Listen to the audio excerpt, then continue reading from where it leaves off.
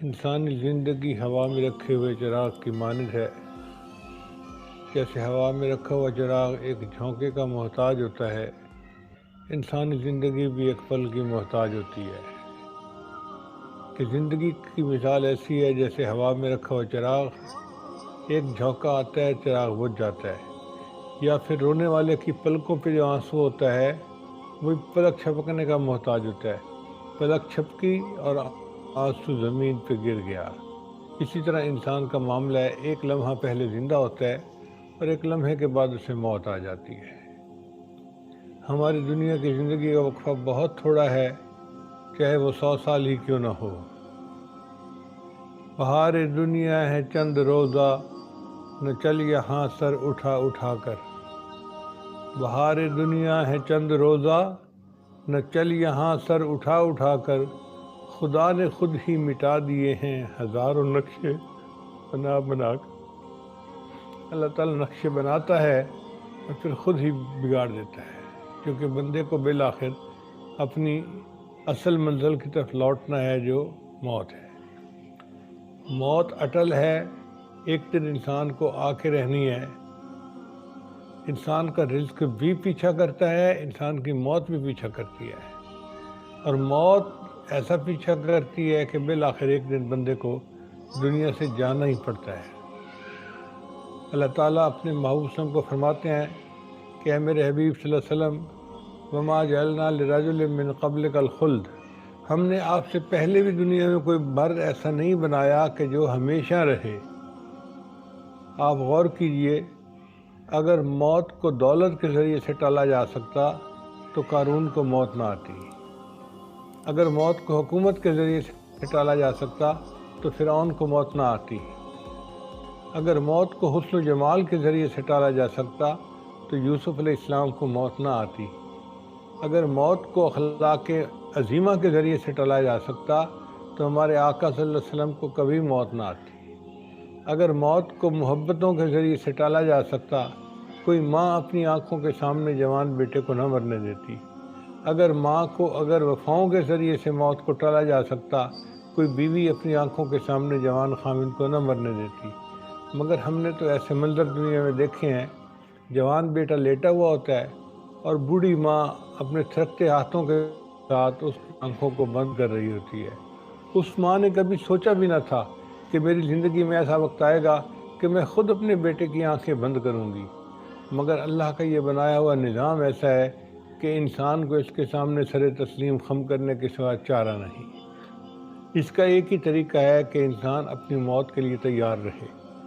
چنانچہ چند نوجوان نبی اسلام کی خدمت میں حاضر ہوئے اور کہنے لگے، اے اللہ کے حبیب صلی اللہ علیہ وسلم، من اکیس الناس واحزم الناس، انسانوں میں سب سے زیادہ عقل مند اور سب سے زیادہ سمجھدار کون ہے؟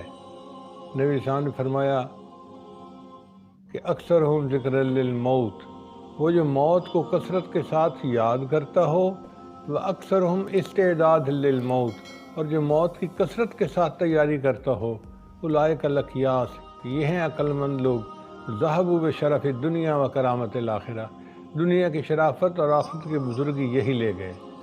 چنانچہ موت کی تیاری کوئی ڈنڈ بیٹھ کے نکالنے کا نام نہیں ہے، کوئی ورزش کرنے کا نام نہیں ہے، کوئی ورک آؤٹ کرنے کا نام نہیں ہے۔ موت کی تیاری یہ ہے کہ انسان اپنے گناہوں سے معافی مانگ لے اور نیکی بھری زندگی گزارنا شروع کر دے اور اپنے اخلاق اچھے کرے، اگر کسی کا دل دکھا ہے تو اس سے معافی مانگے، ایسی زندگی ہو کہ حضرت خواجہ عبد المالک صدیقی رحمۃ اللہ فرمایا کرتے تھے کہ قیامت کے دن کوئی بندہ گریبان پکڑنے والا نہ ہو۔ تو موت برحق ہے، کفن کے ملنے میں شک ہے۔ حضرت علی اللہ عنہ فرمایا کرتے تھے کہ موت کی تکلیف انسان کو کینچیوں سے کتر دینے سے زیادہ سخت ہوتی ہے، انسان کو موت کی تکلیف دیگ میں بھون دینے سے زیادہ سخت ہوتی ہے۔ چنانچہ ایک اللہ کے ولی فوت ہوئے تو ان سے پوچھا گیا، جی کہ آپ نے موت کو کیسے پایا؟ کہنے لگے، ایسے لگتا تھا جیسے زندہ بکری ہے جس کی کھال اتاری جا رہی ہے۔ آپ خود غور کریں، اگر کچن میں کام کرتے ہوئے کبھی چھوٹی سی انگلی جل جائے تو کتنی درد ہوتی ہے۔ یہ درد کیوں ہوتی ہے؟ کہ جو جسم کے سیل جلے ان میں سے روح باقی جسم کے اندر سمٹ گئی۔ اگر تھوڑے سے حصے سے روح سمٹ جائے تو اتنی تکلیف ہے، جب پورے جسم سے روح سمٹے گی تو پھر کیا حال ہوگا۔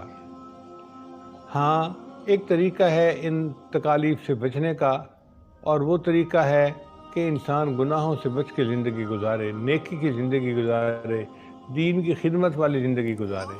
چنانچہ حدیث مبارکہ میں آتا ہے کہ جب کسی مومن کی موت آتی ہے تو ملک الموت اپنے ساتھ فرشتوں کی ایک جماعت کو لے کر آتے ہیں، اور جنت کا ایک رومال لے کر آتے ہیں اور وہ اس کے سینے پر رکھ دیتے ہیں۔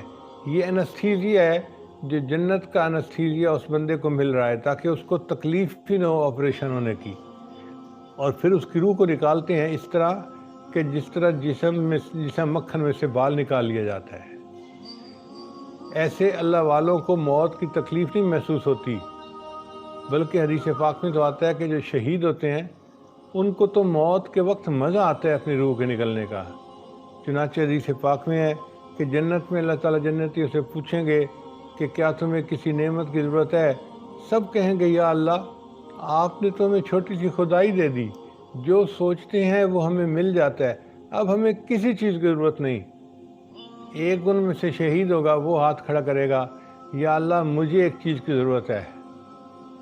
اللہ پوچھیں گے بھئی تجھے جنت میں کس چیز کی ضرورت ہے؟ اس نے کہا دنیا کی وہ چیز یاد آتی ہے کہ جب مجھے آپ کے راستے میں شہید کیا گیا تھا تو میری روح نکالتے ہوئے جو مجھے لطف آیا تھا وہ مزہ مجھے جنت میں بھی نہیں آ رہا۔ میرا دل چاہتا ہے اللہ تو مجھے زندہ کر، ثم احیا ثم اقتل، میں زندہ ہوں پھر مجھے قتل کیا جائے، پھر مجھے زندہ کیا جائے، پھر قتل کیا جائے، اور وہ مجھے مزہ آتا رہے اپنی جان اللہ کے راستے میں پیش کرنے کا۔ تو اللہ والوں کو موت کے وقت یوں لذت ملتی ہے۔